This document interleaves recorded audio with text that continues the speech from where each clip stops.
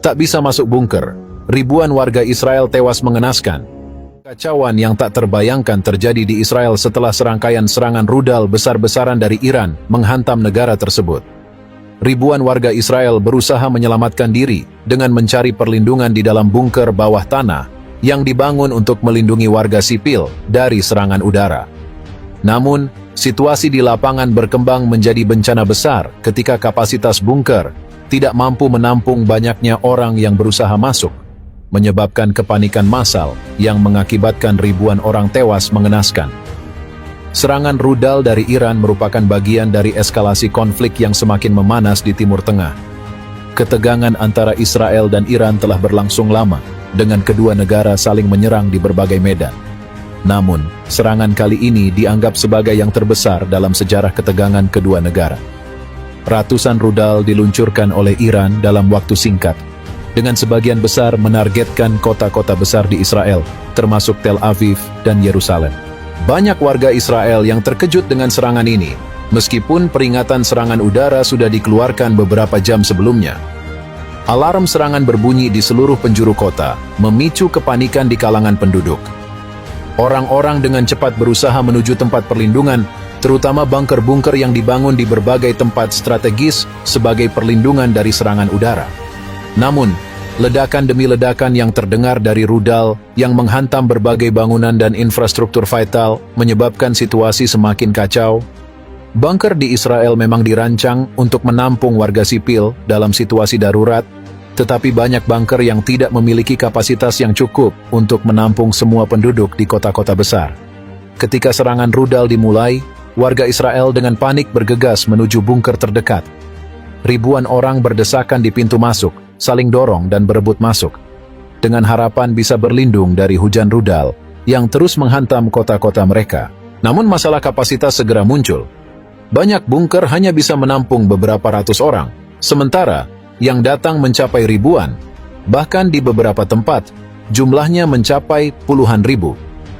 Orang-orang mulai panik ketika menyadari bahwa mereka mungkin tidak akan mendapatkan tempat berlindung. Suara tangisan dan teriakan memenuhi udara saat orang-orang berusaha keras untuk menyelamatkan diri mereka dan keluarga mereka dari kehancuran yang tampak tak terelakkan.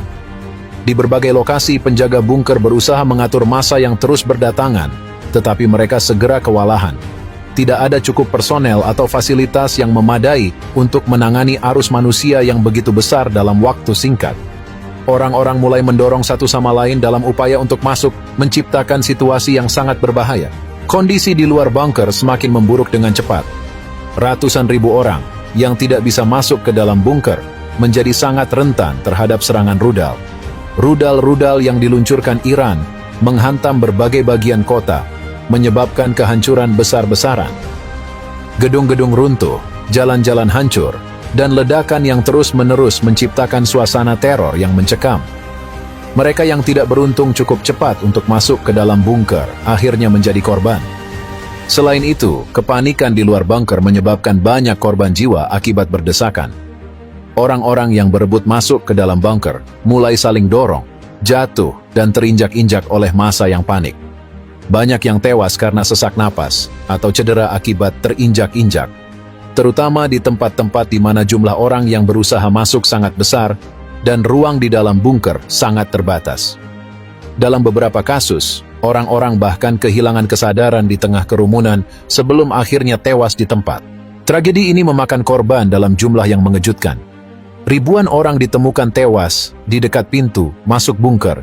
Tubuh mereka tergeletak di jalanan, menunjukkan betapa dramatis dan mematikannya situasi tersebut. Petugas penyelamat yang tiba di tempat kejadian menggambarkan pemandangan yang sangat memilukan, dengan tubuh-tubuh yang bergelimpangan di jalan dan di sekitar bunker.